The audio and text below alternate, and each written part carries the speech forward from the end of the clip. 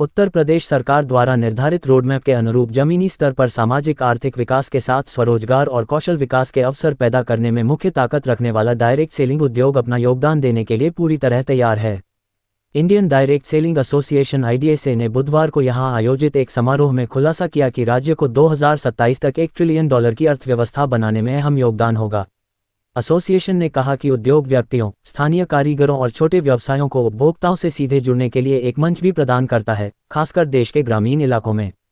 IDSA के अनुसार वर्ष 2021-22 के आधार पर उद्योग 1926 करोड़ रुपये से अधिक के कारोबार के साथ उत्तरी क्षेत्र में शीर्ष प्रत्यक्ष बिक्री बाजार बना रहा, जो शीर्ष 2 स्थानों पर महाराष्ट्र और पश्चिम बंगाल के बाद तीसरा सबसे बड़ा स्थान है।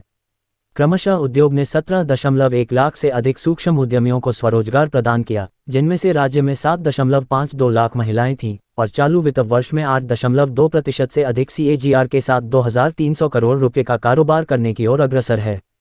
IDSA का कहना है कि उद्योग करों के माध्यम से राज्य के खजाने में लगभग 290 करोड़ रुपये का योगदान देता है, जबकि कुल राष्ट्रीय बिक्री में इसकी हिस्सेदारी 10% से अधिक है, जो 19,030 करोड़ रुपये से अधिक है। उत्तर प्रदेश के उपभोक्ता संरक्षण मंत्री आशीष पटेल ने अपने संबोधन में देश और राज्य के विकास में उद्योग की भूमिका की सराहना की। उन्होंने उद्योग जगत को अपना उत्पादन स्थापित करने एवं निवेश करने के लिए आमंत्रित किया और भंडारण सुविधाओं के लिए भी राज्य सरकार की ओर से हर संभव सहायता का आश्वासन दिया गया।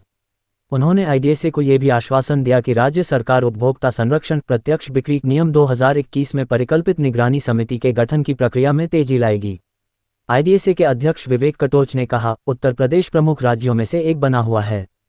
प्रत्यक्ष बिक्री उद्योग के लिए प्राथमिकता वाले बाजार विकास के आंकड़े स्पष्ट रूप से दर्शाते हैं कि उत्तर प्रदेश राज्य में प्रत्यक्ष बिक्री उद्योग नए क्षितिज के लिए तैयार है। ये राज्य में उद्योग को नई ऊंचाइयों पर ले जाने के लिए प्रत्यक्ष विक्रेताओं की अथक मेहनत की पुष्टि करता है। उद्योग ने लगभग 84 लाख भारतीयों के लिए स्थायी स्वरोजगार और सूक्ष्म उद्यमिता के अवसर प्रदान किए हैं और पिछले 4 वर्षों की अवधि में लगभग 13% की CAGR के साथ लगातार और निरंतर वृद्धि का प्रदर्शन किया है। IDSA की 19 सदस्य कंपनियां आत्मविश्वास से दावा कर सकती हैं। श्री कटोच ने कहा कि उपभोक्ता हितों के साथ साथ राज्य में 17.1 लाख से अधिक प्रत्यक्ष विक्रेताओं के हितों की सफलतापूर्वक रक्षा की जा रही है। उन्होंने कहा कि उपभोक्ता मामले मंत्रालय सरकार भारत सरकार ने उपभोक्ता संरक्षण प्रत्यक्ष बिक्री नियम 2021 के माध्यम से प्रत्यक्ष बिक्री संस्थाओं के संचालन में नियामक स्पष्टता ला दी है और उपभोक्ताओं की सुरक्षा की है।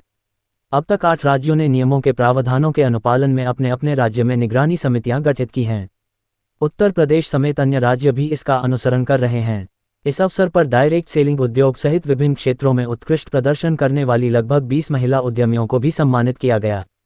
इस अवसर पर उपस्थित अन्य गणमान्य व्यक्तियों में IDSA उपाध्यक्ष हरीश पंत और कोषाध्यक्ष अपराजिता सरकार शामिल थे।